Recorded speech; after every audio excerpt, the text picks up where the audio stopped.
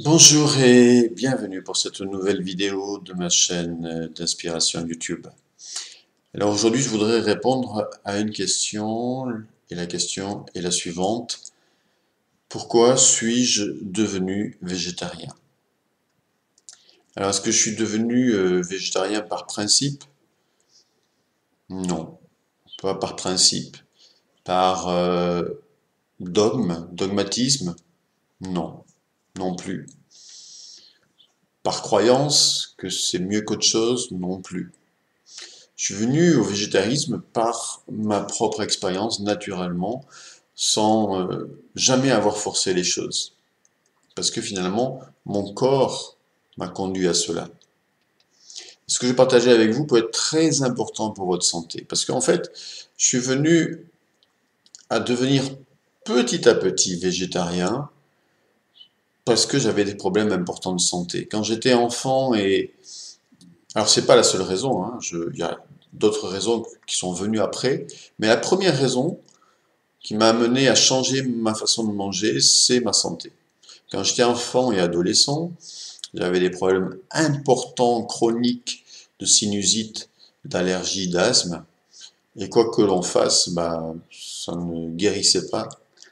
Ou alors, à moins d'utiliser des médicaments comme de la cortisone, mais qui avaient des effets secondaires terribles, catastrophiques. Mais sinon, en fait, on ne réglait pas le problème. Et j'étais bien sûr, une fois qu'on a arrêté ça, j'étais toujours bien sûr malade. Mais à un moment donné, j'ai arrêté aussi ce type de médicament car il était en train de me déglinguer par ailleurs. Donc, notamment de me déminéraliser complètement.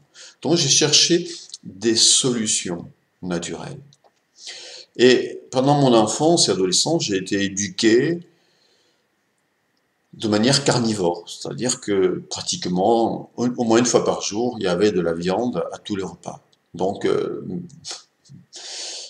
voilà, j'étais habitué à manger de la viande et pour moi, ça me semblait à cette époque-là finalement naturel puisque tout le monde faisait comme ça autour de moi, dans ma famille. Donc j'ai adopté ça, ne connaissant pas autre chose. Et puis jeune adulte, vers l'âge de 21, 22 ans, je me suis quand même posé beaucoup de questions par rapport à ce problème de santé. Et c'est là où j'ai commencé à me tourner vers l'alimentation. Vers l'alimentation. Et notamment vers la naturopathie, la diététique aussi, hygiéniste, l'art de bien combiner les aliments entre eux. D'ailleurs, j'ai une certification à ce niveau-là, je suis diététicien hygiéniste, entre autres. Et voilà, donc je me suis vraiment intéressé à la naturopathie, j'ai suivi des cours avec un célèbre naturopathe que peut-être dont vous avez entendu parler, qui a écrit beaucoup de livres, qui s'appelle André Passebec, qui lui-même avait des résultats incroyables, extraordinaires sur des maladies incurables à partir de l'application de principes alimentaires spécifiques, et notamment bien sûr végétariens. Pourquoi végétarien? On va y revenir après. En tout cas, moi, ce que je peux vous dire, c'est qu'à partir du moment où j'ai commencé à changer ma façon de manger et à mettre moins de viande, moins de protéines animales dans mon assiette, et aller vers plus de crudité, vers plus de cru, vers une alimentation plus non vivante, hein, plus ce qui est cuit est mort, ce qui est cru est vivant, euh, et plus de légumes, plus de fruits, etc. Bah, j'ai commencé à avoir moins de sinusite et à être moins sensible au niveau allergique. Ça ne m'a pas totalement guéri, mais ça a quand même bien amélioré les choses. Et naturellement, bah, je suis venu progressivement, alors avec le temps, en quelques années, bah, je suis passé d'une alimentation carnivore à une alimentation végétarienne. Et je l'ai fait naturellement jusqu'à ce que, à un moment donné, ça me disait plus rien en fait. Le corps n'en avait plus envie. Et là, c'est un principe important que je partage avec vous. C'est vraiment important d'écouter son corps. Moi, je dis qu'il n'y a aucun régime qui est applicable à tout le monde. C'est pas vrai. Chacun, on est différent, et donc vous devez écouter votre corps. C'est ça, c'est votre corps qui est intelligent, qui est nourri par la source infinie, qui sait mieux que vous. Donc, mais ça s'apprend aussi parce que qui écoute son corps aujourd'hui? On n'écoute plus rien, et même pas son corps. On n'est même plus à l'écoute de son corps, des besoins profonds de notre corps. Et donc, progressivement, bah, j'ai laissé la viande parce que ça me disait rien à terme, hein, au bout de quelques années. Et puis c'était en concordance aussi avec un cheminement spirituel que je menais, qui fait que, au fur et à mesure que vous êtes sur un chemin spirituel, que vous élevez votre vibration, ben, vous n'avez plus envie de vibrations lourdes, parce que la viande, ce sont des vibrations lourdes. C'est quand même un cadavre, c'est quand même de la mort. C'est lourd. C'est lourd à manger, c'est lourd à absorber, c'est lourd à digérer, parce que quand vous mangez de la viande, et que cet animal a souffert, ben vous mangez sa souffrance. Et après, on s'étonne qu'il y a des maladies dégénératives. Et s'il n'y avait que ça. Et déjà, ça, c'est catastrophique. Bien sûr, si on rajoute là-dessus le stress, la pollution, etc., on aboutit à des maladies dégénératives. Et la solution pour sortir de là, c'est d'aller vers une alimentation saine et végétarienne.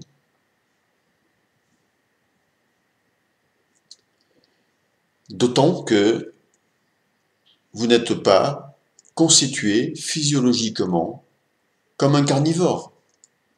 Vous n'êtes pas fait en fait pour manger de la viande. Alors je ne vous dis pas, je ne suis pas en train de vous dire aujourd'hui arrêtez la viande maintenant. Non, non. Faites ce que vous voulez, comme vous le ressentez. L'important, comme je disais, c'est d'écouter votre corps. Si vous avez envie de viande, ben mangez de la viande. Et puis si vous avez moins envie de viande, mangez-en moins. Écoutez votre corps. On peut tout à fait remplacer les protéines animales par des protéines végétales. Vous avez des protéines partout. Même dans les légumes, il y a des protéines. Contrairement peut-être à ce qu'on pourrait vous faire croire. Mais sinon, dans les noisettes, dans les amandes, dans les algues, dans le quinoa, dans certaines céréales, dans les lentilles, vous avez des protéines partout. On n'a pas besoin de manger de viande. Ah, vous allez me dire, oui, mais certains végétariens ont des problèmes de vitamine B12. Pour ça, il y a des compléments comme les algues, par exemple, la spiruline dans laquelle vous avez, ou l'algue clamate, qui sont des algues qui contiennent cette vitamine-là. Ou vous l'avez aussi sur les, sur les légumes, les betteraves, les carottes, à condition de ne pas les peler, bien sûr. Alors, évidemment, il vaut mieux, dans ce cas-là, des végétaux biologiques, évidemment, pas non traités, évidemment. Donc, alors, je reviens à ce que je disais. Vous n'avez pas la physiologie d'un carnivore. Nous n'avons pas la physiologie d'un carnivore. Nous avons la physiologie des grands singes. Alors, si ça vous intéresse, eh ben, vous me le marquez dans la zone commentaire, je vous ferai une vidéo sur la différence, il y a plus de 20 différences qui existent entre les carnivores et nous, entre les carnivores et les grands singes, parce que nous avons la même physiologie que les grands singes. Vous savez, les orang-outans, les gorilles, ben, eux, ils mangent pas de viande. Ils mangent des végétaux, des pousses, des fruits, des noix. Certaines mauvaises langues diront oui, mais quand même, ils mangent quand même des insectes, ils mangent dans les végétaux, il y a des insectes dont ils mangent des protéines. Ok, d'accord, ils ne mangent pas de viande, quoi. Ils sont pas carnivores, ils sont pas comme un chat qui attrape une souris pour la manger. Et donc, mais dans les noix, vous avez toutes les protéines qu'il faut pour constituer votre masse musculaire, comme c'est le cas pour eux. Nous n'avons pas nous n'avons pas la physiologie du carnivore. Par exemple, et je prends qu'un seul exemple parce que je ne veux pas faire trop long cette vidéo, un carnivore a un intestin long, par exemple un chat, il a un intestin court, pardon. Un intestin court, ce qui permet de digérer rapidement les protéines et de l'éliminer. Alors que nous avons un intestin long, ce qui fait que lorsqu'on mange de la viande, bah, ça va prendre du temps pour être digéré, et pour sortir du corps, donc ça va fermenter, ça va produire de la fermentation, des putréfactions et de l'acidité, c'est-à-dire la décomposition des protéines, ça produit de l'acide urique qui va complètement acidifier le corps. Un corps acide va vers les maladies dégénératives. Renseignez-vous, hein, tout cela, bien sûr. Je pourrais vous l'appuyer beaucoup plus, mais bon, c'est pas le but de cette vidéo aujourd'hui. Et parce que la maladie est une question de terrain, voir les travaux du docteur Louis-Claude Vincent pour ça. Donc, c'est catastrophique à tous les niveaux. Digestion difficile, digestion qui produit des effets secondaires terribles. Et on n'est pas fait pour ça. Un chat, oui. Un renard, oui, un tigre, oui, mais pas nous. Voilà. Maintenant, écoutez votre corps. Si vous avez envie de viande, mangez de la viande. Moi, au début, quand j'ai changé mon alimentation, et ayant été habitué à manger beaucoup de viande, bah, au début, c'était un peu difficile de me passer de viande. Bon, un jour, j'ai complètement arrêté la viande, et puis c'était trop rapide. Donc, je suis revenu un petit peu à la viande. Donc, il faut y aller par étapes, progressivement. Donc ça, c'était la première raison pour laquelle je suis devenu végétarien. Puis, il n'y a pas que cette raison, en fait. Il y a deux autres raisons qui sont importantes à mes yeux, mais qui se sont ancrées en moi par la suite. C'est quand j'ai découvert la souffrance animale. D'abord, bon, on vient de le voir, on n'est pas fait pour manger de la viande, mais en plus, ce qui est choquant pour moi, c'est d'enlever la vie, c'est de faire souffrir des animaux, depuis dans tout le processus d'élevage, jusqu'à leur donner la mort, parfois dans des conditions atroces. Et cette viande-là, vous allez la manger, cette viande qui a souffert pendant des élevages, pendant le temps de l'élevage, vous allez la manger. Est-ce que ça peut être bon pour vous? Réfléchissez. Est-ce que ça peut être bon pour vous? Est-ce que ça peut être bon pour notre corps? Je pense pas. Et donc, quand j'ai pris conscience de cette souffrance animale, moi qui aime tant la vie et qui respecte la vie au maximum, pour moi, la vie, elle est sacrée. Si je peux éviter même une mouche, une araignée, je ne vais pas la tuer, je la mets dehors. La seule chose que je n'arrive pas à ne pas tuer, c'est les moustiques. Ça me fait rire, mais j'essaie d'éviter les moustiques. S'ils ne me touchent pas, je ne touche pas. Malheureusement, les moustiques, ça pique. Et là, je me défends. Mais sinon, je peux pas tuer même le moindre insecte. Pourquoi? Parce que pour moi, la vie, elle est sacrée. Dieu nous a donné la vie et Dieu donne la vie. On n'a pas droit de sacrifier cette vie, de mon point de vue. Cette vie, elle est sacrée. Je respecte trop la vie pour accepter de donner la mort ou pour cautionner un système qui donne la mort et qui se détruit de l'intérieur parce que c'est tellement négatif ce processus au niveau collectif que ça détruit les êtres humains de l'intérieur. Après, on s'étonne qu'il y a des maladies dégénératives de plus en plus jeunes. Normalement, un être humain, comme l'ont démontré certaines civilisations, peut vivre jusqu'à 120 ans en parfaite santé.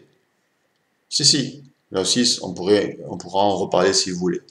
Pourquoi aujourd'hui, à 50, 60, 70 ans, certaines personnes sont atteintes de maladies, et de plus en plus de maladies dégénératives? Pourquoi? Il n'y a pas que la pollution, le stress, la mauvaise alimentation. Il y a aussi la souffrance qu'on inflige aux animaux. Tout cela impacte l'inconscient collectif et notre conscience. C'est terrible. La souffrance que l'on fait aux autres, elle nous revient d'une manière ou d'une autre, collectivement et individuellement. Alors ça, je ne peux pas cautionner. Je peux pas cautionner ce monde-là. Donc, c'est pour ça que, pour moi, c'est vraiment important, bien sûr, d'un point de vue santé, d'un point de vue physiologique, je vous l'ai expliqué, d'un point de vue moral aussi, je viens de vous l'expliquer. Alors, je précise une chose. Je suis pas végétarien dogmatique, strict. Je suis très tolérant. Je veux dire par là que, parce que je suis passé par là aussi. Et j'étais habitué à manger de la viande quand j'étais plus jeune. Et je veux dire par là que si un jour vous m'invitez chez vous et qu'il y a de la viande, je la mangerai. Je la mangerai en bénissant et en remerciant l'animal qui a été sacrifié. Pour que cela soit transformé et transmuté de la meilleure des façons. Voilà. Mais je ne veux pas cautionner ce système-là. Vous pouvez me dire, oui, je le cautionne un petit peu, si. Ce sont des exceptions. Et j'y mets toute ma conscience spirituelle. Voilà. Et sinon, voilà, 99% de mon temps, je ne mange jamais de viande. Ou 99,9% de mon temps, je ne mange jamais de viande parce que je ne veux pas cautionner ce système de souffrance. Et puis, il y a un autre aussi point important, le troisième point, qui fait que je suis végétarien aussi, et je suis devenu naturellement, vous l'avez compris, aussi par un cheminement santé, par aussi un cheminement spirituel. Quand vous êtes sur un chemin spirituel, personnellement, je pratique tous les jours la méditation, vous élevez votre fréquence, Vous n'avez plus envie de choses lourdes. Moi, ce que j'aime, c'est des carottes râpées, une salade, des graines germées. C'est ça qui me fait vibrer, parce que ça vibre sur la même fréquence, ça vibre haut. C'est pas des choses qui soient cuites, qui soient mortes, ou des jus de légumes, ou des jus de fruits, j'adore ça. Et c'est ça tout ça, c'est un tout pour être en bonne santé. Et donc, ce que je veux pas cautionner aussi, c'est la destruction de la planète. Parce que l'élevage intensif, pour produire toujours plus de viande au niveau mondial, est en train de détruire la planète. Pourquoi? Parce que pour faire de l'élevage intensif, on détruit des forêts, des quantités de forêts, des milliers d'hectares de forêts, c'est énorme. On détruit, en fait, on produit industriellement des fourrages, parce que pour produire de la viande, il faut nourrir les animaux. Donc, on occupe de plus en plus de terres qui, à terme, avec l'agriculture industrielle, deviennent des déserts. On est en train de détruire la planète pour produire de la viande, alors qu'il y a d'autres solutions. Si, là aussi, renseignez-vous. On pourrait, par exemple, nourrir la planète rien qu'avec l'algue spiruline, qui est une algue qui a tous les éléments nutritifs qu'il faut. On pourrait se nourrir rien qu'avec des graines germées. On pourrait se nourrir rien qu'avec des noix. Alors bien sûr, à terme, je veux dire par là qu'on n'a pas besoin. On n'a pas besoin. La nature nous donne suffisamment en termes de fruits, légumes, etc. pour être heureux et pourrait nourrir la planète entière 1000 fois, enfin 1000 fois, 10 fois, parce que le gaspillage à ce niveau-là, il est catastrophique aussi. Donc voilà, on pourrait nourrir toute l'humanité. On n'a pas besoin de viande. Et cette production de viande est en train de détruire la planète à différents niveaux. Voilà, renseignez-vous, je n'ai pas les chiffres en tête, mais je sais que pour produire, en tout cas le bilan écologique d'1 kilo de viande, il est catastrophique. Voilà, vous pouvez vous renseigner, vous trouverez sûrement sur Internet des infos là-dessus. Il est catastrophique, je n'ai pas voulu rentrer dans les chiffres aujourd'hui. Mon but aujourd'hui, c'était de vous présenter ma démarche par rapport à l'alimentation, par rapport au végétarisme. C'est pas une philosophie, c'est pas un dogme, c'est pas une croyance, c'est vraiment, comment dire, une démarche 100% naturelle, liée à ce que je suis en tant qu'être humain, qui, de manière profonde, a besoin surtout d'être nourri par des fruits, des végétaux, des légumes, et il trouve dans tout cela, et dans une alimentation vivante, tout ce qu'il faut pour être en parfaite santé. Et on n'a pas besoin de viande. Et il y a d'ailleurs certains sportifs qui ont démontré, qui sont végétariens et qui ont démontré qu'on n'a pas besoin de viande pour être performant. Je pense notamment à la cycliste Jeannie Longo, par exemple. Mais il y en a d'autres, et qui durent d'ailleurs plus longtemps, parce que justement, ils ne dopent pas leur organisme avec une alimentation finalement qui est frelatée. Voilà. Voilà. Si vous avez des questions sur le sujet, n'hésitez pas. Si vous avez des commentaires aussi, n'hésitez pas. Mettez cela en dessous de la vidéo. Si vous aimez cette vidéo, cliquez sur j'aime, partagez-la. Merci. Je vous souhaite une belle fin de journée et à bientôt pour une prochaine vidéo d'inspiration. Belle fin de journée. Au revoir.